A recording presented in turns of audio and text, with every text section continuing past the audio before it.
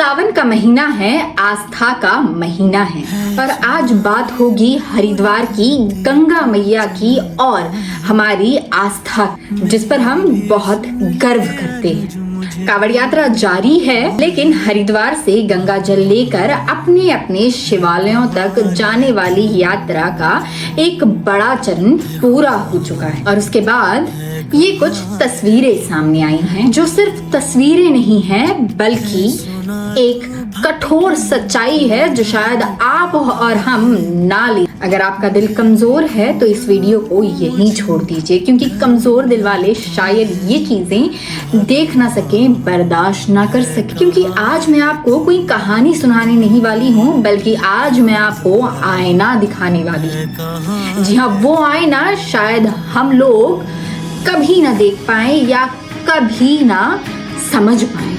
देखिए, हम अपनी नदियों को क्या कहते हैं? जी हाँ, माँ कहते हैं, माँ का दर्जा देते हैं। गंगा माँ, यमुना माँ, नर्मदा मैया, गोदावरी मैया, हम उन्हें हमारी माँ का दर्जा देते हैं, है ना। हम उनकी आरती करते हैं, उनके सामने सर झुकाते हैं, उनसे जीवन मांगते हैं, क्योंकि इन्हीं नदियों से हमारी फसलें उगती हैं, यहीं से हमको पानी मिले और ये नदियाँ हमारी जिंदगी है। हम इसे बहुत इसकी इज्जत करते हैं ना। अगर करते हैं तो फिर सवाल ये है कि जिस माँ को हम इतना चाहते हैं, आखिर उसे गंदा कैसे करते, उसे गंदगी में लुत्फुत करके कैसे छोड़ जाते हैं। ये तस्वीरें देखें, तस्वीरों में आप हर जगह सिर्फ गंदगी देखेंगे। सावन के इस पवित्र महीने में लोग कांवड़ यात्रा करते हैं। कई कांवड़ भाई बहन अपनी आस्था लिए हरिद्वार जाते हैं और जब हरिद्वार से जाते हैं तो अपने पीछे ऐसा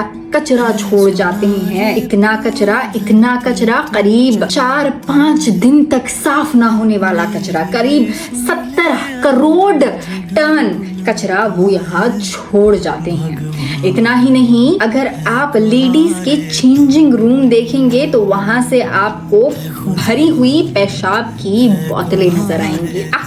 आखिर ऐसा क्यों? अगर आप सोच सकते हैं, समझ सकते हैं कि जो गंदगी आप फैला रहे हो, जो वो साफ करेगा उस पर क्या बीतेगी, वो उसे कैसे साफ कर पाएगा।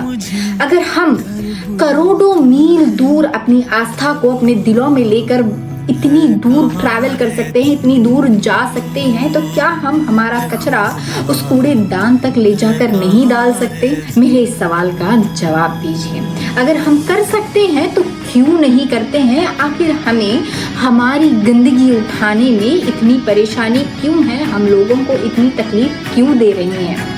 क्योंकि हम कावड़ हैं, इसीलिए हम ऐसा कर रहे हैं। देखिए, कई भक्तों का मानना है कि वो भक्त हैं, उन्हें पूजा करनी चाहिए, उन्हें सफर करना चाहिए, हर हर महादेव बोलते हुए। लेकिन जरा सोचिए, महादेव का नाम जुबां पर है, आस्था दिल में है, लेकिन जब हम उनके घर से हमारे घर वापस जाते हैं तो कई टन कचरा हम छोड़ जाते हैं। महादेव का नाम लेना गलत नहीं, उनकी पूजा करना गलत नहीं, कांवड़ यात्रा करना गलत नहीं है, आस्था रखना गलत नहीं है, लेकिन आस्था के नाम पर गंदगी फैलाना ये आस्था नहीं है। भगवान को फूल चढ़ाकर, जिस भगवान को फूल चढ़ाते हैं उसी भगवान की नदियों को कूड़े से भर जाते हैं हम। तो फिर हमें खुद से एक सवाल जरूर पूछना चाहिए, हम पूजा कर रहे हैं या सिर्फ एक रिचुअल कर रहे हैं? क्या हम तन मन से अपने आप को उस कांवड़ यात्रा का हिस्सा मानते हैं या सिर्फ आते हैं, कचरा फैलाते हैं और